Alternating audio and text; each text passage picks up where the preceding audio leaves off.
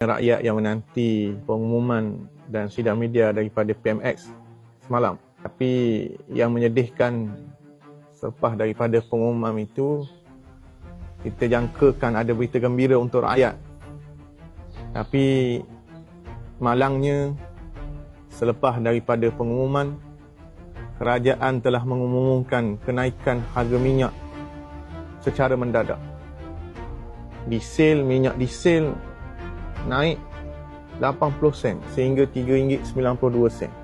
Walaupun kerajaan masih lagi mengekalkan budi 95, tapi kenaikan diesel secara mendadak sebanyak 80 sen itu akan menjejaskan rantaian bekalan makanan, rantaian keperluan asas kepada rakyat. Dan terlalu banyak perbezaan di antara harga minyak diesel di Semenanjung dan harga minyak diesel di Borneo, Sabah dan Sarawak.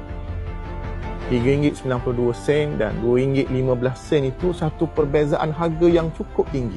Kerajaan kena sedar bahawa diesel ini, kenderaan diesel merupakan kenderaan asas pada bekalan rantaian makanan dan barang kepada seluruh rakyat. Kita baru nak beraya, ada syarikat-syarikat kenderaan, syarikat-syarikat pengangkutan awam.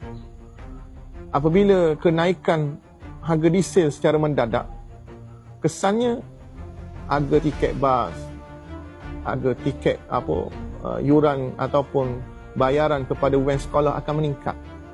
Harga-harga barang juga akan meningkat.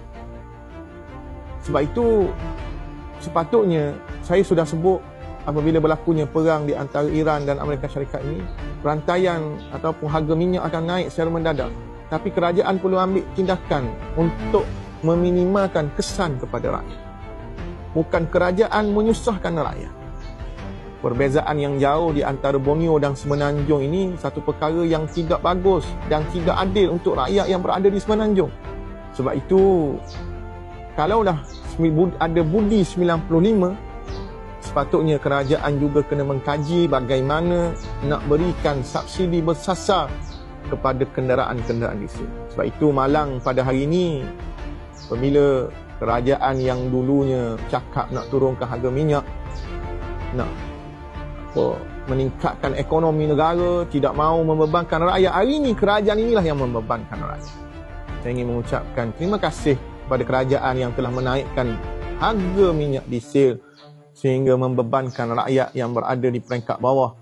Saya juga ingin mengucapkan terima kasih kepada pengundi dan penyokong Pakatan Harapan dan Anwar Ibrahim yang akhirnya membebankan rakyat. Rakyat boleh menilai bagaimana prestasi Perdana Menteri yang ada pada hari ini.